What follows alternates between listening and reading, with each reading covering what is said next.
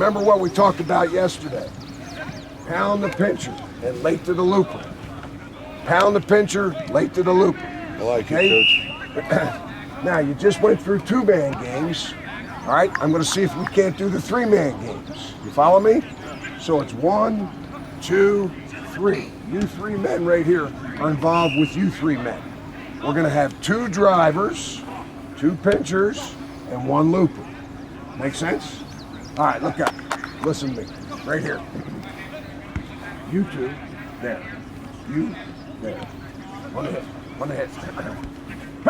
Switch! That's it. Bang it, bang it, bang it. On the hit. On the hit.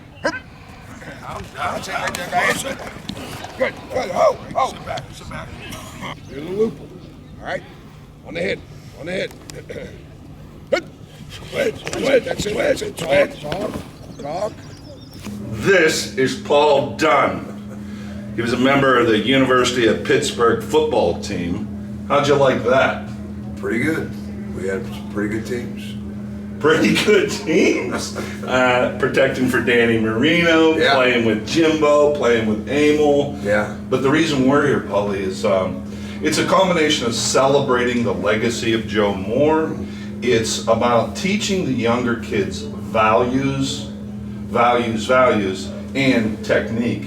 You said something to the kids yesterday when Paul was speaking to them about we're a family. You got to be a family. Mm-hmm. Yeah. Well, like we said yesterday, Joe and Fran, they took us in and made us welcome into their family. And heck, we knew James and Hawk and Johnny since they were young men. And that was what the Moore family did. They made you feel very, very welcome. And if you ever needed a time when you felt like, oh wow, I'm away from my family, my friends, I don't have anybody, Joe and Fran always kept their house open, and that you always knew that you were welcome there.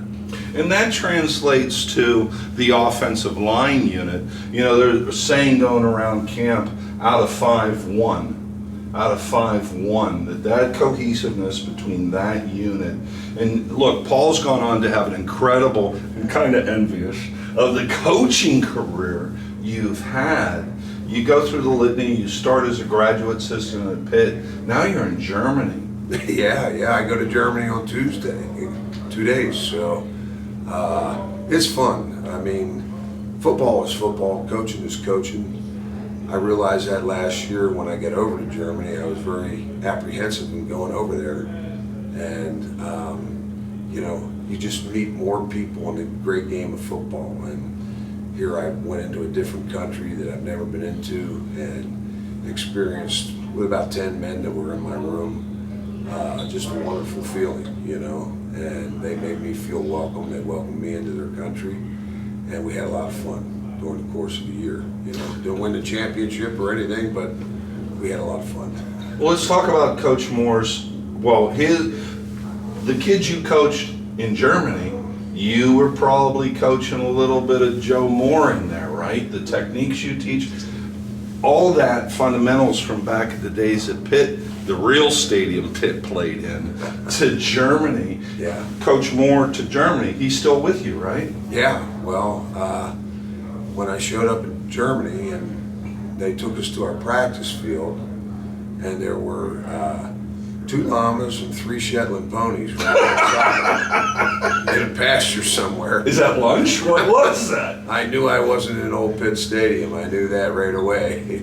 But it was funny because I texted Russ and Emil, I think, even, and sent them a picture, and I said, this is my 2 offensive tackles and my center and my guard, my guards. So it was kind of comical, but it was right outside of our practice facility.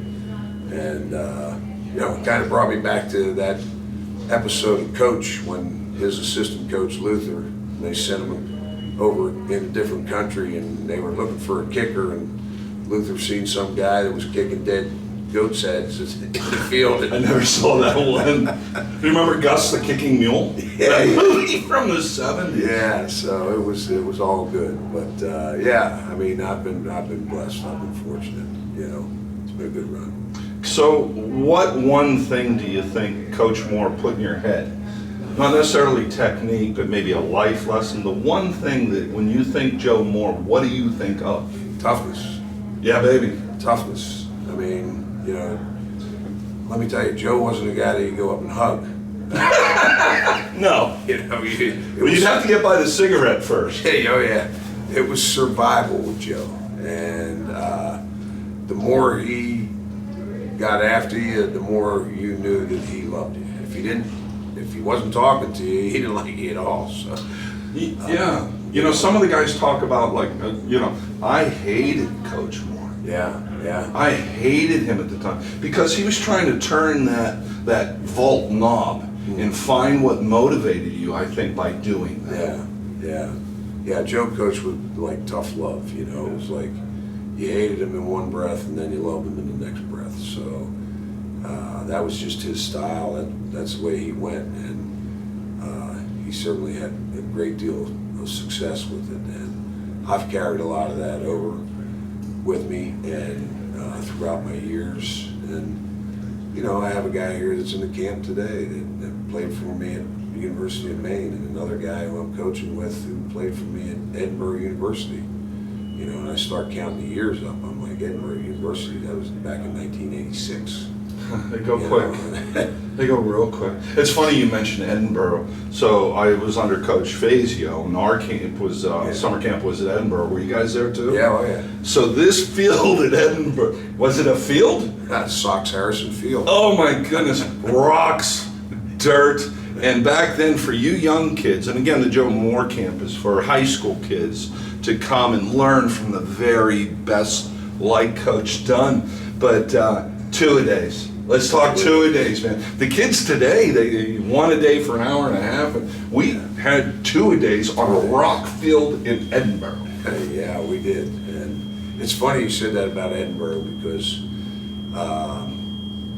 that was back in, like I said, 1986. And I started the camp back then. And I called it the All-Pro Camp. And I highlighted 3 players in that camp. Okay, Russ Grimm, Jimbo Covert, and Dan Marino. Those 3 guys. Never heard of them. All my roommates. Never heard of them. They were all my roommates.